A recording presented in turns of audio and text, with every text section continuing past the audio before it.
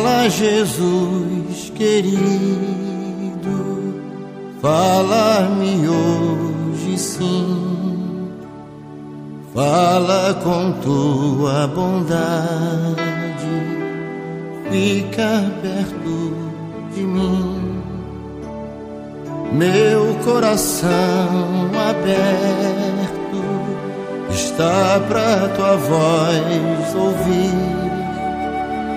Enche-me de louvores e gozo pra te servir. Fala-me suavemente,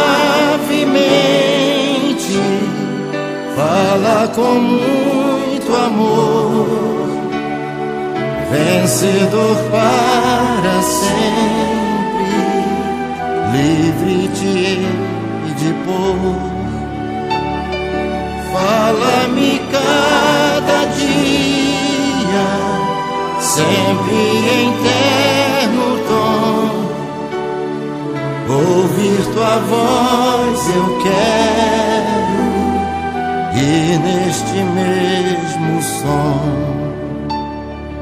para teus filhos fala, e no caminho bom